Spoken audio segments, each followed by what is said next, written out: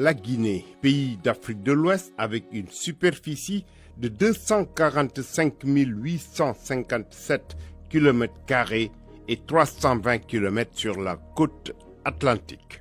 Aujourd'hui, 12 millions de personnes vivent sur ce territoire qui a une longue histoire, dont la célèbre résistance à la pénétration coloniale de l'Almami Samori Touré. En 1958, la Guinée est le seul pays francophone d'Afrique à dire non par référendum à la proposition du général de Gaulle sur une communauté française d'Afrique. Le nationaliste Sékou Touré, ancien syndicaliste, devient le premier président. Et les véritables ennemis de l'Afrique sont des Africains inconscients. Car si tous les Africains exprimaient la même volonté d'être, la même volonté d'authenticité et de dignité, eh bien l'impérialisme ne pourrait pas du tout réaliser son dessein. C'est un ardent militant pour la décolonisation et le panafricanisme, mais il deviendra très vite un dictateur sanglant.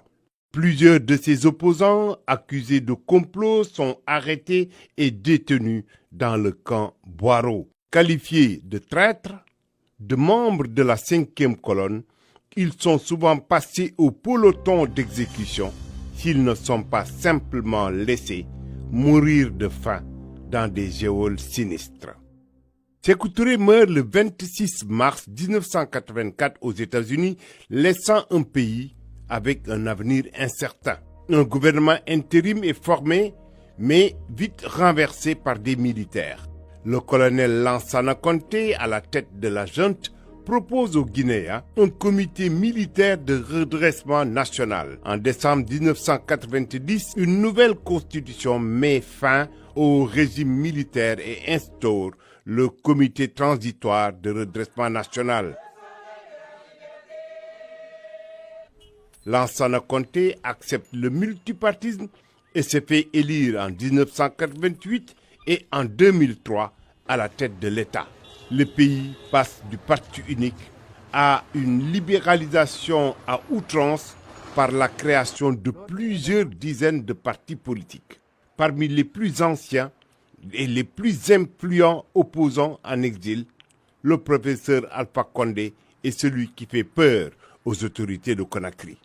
L'opposition perd la présidentielle en 1998 lors des premières élections pluralistes. Alpha Condé est arrêté en 1999 puis condamné en 2000 à 5 ans de prison. Mais la réaction haut la main de Lansana Conté, il doit aussi faire face à plusieurs crises. Le général Conté promet de satisfaire les revendications de jeunes militaires, mais aussi celles des syndicats. Au plan politique, le 27 février 2007, le président Conté nomme le diplomate Lansana Kouyaté Premier ministre. Très affaibli par la maladie pendant plusieurs mois, le général Conté finira par rendre l'âme le 22 décembre 2008. Selon la constitution guinéenne, c'est le président de l'Assemblée nationale, Aboubacar Somparé, qui doit assurer l'intérim à la tête de l'État. Mais comme en 1984, les militaires ne veulent pas céder le pouvoir aux civils. Le capitaine Moussa Dadis Camara prend le pouvoir et installe le Comité national pour la démocratie et le développement. Un tel comportement dénote le manque de respect à l'égard du peuple de Guinée, que nous défendons et protégeons inconditionnellement. Ils envisagent l'intervention des mercenaires venus des pays voisins, qui sont déjà à l'intérieur du territoire. Les conséquences d'une telle action seront à l'actif de ces généraux. Soupçonné par l'opposition d'avoir des ambitions présidentielles, le jeune capitaine fait face à une série de manifestations. Le 28 septembre 2009, plus de 150 personnes sont tuées dans un grand stade de Conakry où des centaines de femmes ont été violées en public. Les éléments de la junte sont accusés d'avoir perpétré ce massacre et dans l'entourage de Dadis Camara, C'est la confusion rythmée par des accusations mutuelles. Le 3 décembre 2009, Moussa Dadis Camara est blessé à la tête par des balles tirées par Toumba Diakité, son aide de camp. Son ministre de la Défense, le général Sekouba Konaté, reprend les rênes du pays. Il faudrait que nos populations se sentent maintenant à l'aise.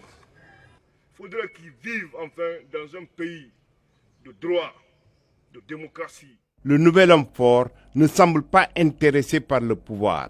Après plusieurs médiations, il accepte de passer la primature aux civils pour conduire la transition. Les accords signés à Ouagadougou recommandent l'organisation des élections. Le 7 novembre 2010, Alpha Condé est élu président devant Cellou Dalein Diallo, ancien premier ministre du général Lansana Conté. Avant la fin de son second et dernier mandat, le RPG, parti d'Alpha Condé, est en campagne pour un référendum pour doter la Guinée d'une nouvelle constitution.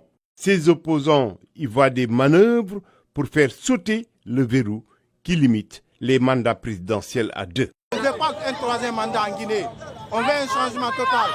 La prochaine présidentielle est prévue en 2020 et jusque-là, Alpha Condé n'a rien révélé de ses intentions. Partira ou partira pas, il suffit simplement d'attendre, l'avenir répondra.